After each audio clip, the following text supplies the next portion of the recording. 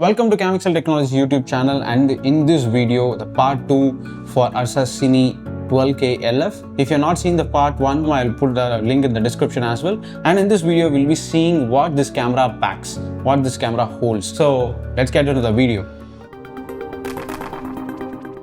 First thing, when you talk about a camera, it's the sensor. So this camera packs a full frame 35mm sensor, and this is not a regular Bayer pattern. So this camera holds an RGBW sensor, which means red, green and blue is equally distributed across the sensor, and it also holds the white pixels.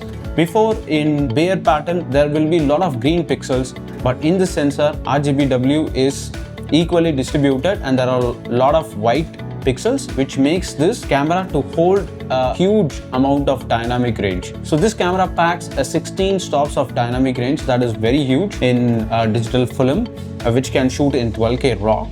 If you see in the front, this is a PL mount. This mount can be interchanged with EF, LPL and Hasselblad mounts. You just need to remove the screws and you can swap the mounts, and that we'll be seeing in another video, so please hold on to it. And if you're not subscribed Camixel Technologies, please do it. So going forward, if I tilt this camera like this, you can see this particular camera holds a massive screen here. These front controls are basically the controls that regular Ursa Mini cameras have, but you can see the design has been changed and it is a little bit bigger than the older versions. And you got your function 1, function 2 keys, record buttons, HFR buttons over here. And next in the screen you can see the digital slate, a small screen over here to see what is going on inside the camera, including resolution, ISO, shutter speed, everything in the small screen. The best part is if you open the screen, you can tilt the screen. I mean, you can rotate the screen for 180 degrees. So you cannot go beyond 180 degrees. You can also come down. So it is like, it is rotatable 360 degrees, but at the time you can rotate only 180 degrees. The biggest advantage is I can rotate it like this and push it back. So your camera will look like this. So you have the screen over here and you can do all your menu controls and stuff like that. So regarding menu controls, that is for another video. We'll just go forward with what this camera packs.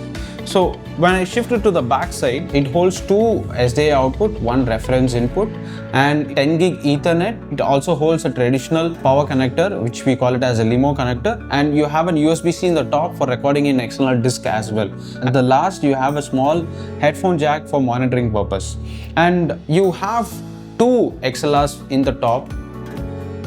So we have 2 mount antenna connections over here. This is the first Blackmagic design camera which holds Wi-Fi inbuilt inside the camera, where you can access the internet and upload the files directly from the camera to DaVinci Resolve for editing.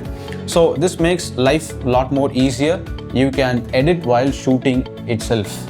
So we have 2 antennas. I'm just mounting this. So these are the 2 antennas and this is an XLR. So these 2 things are there.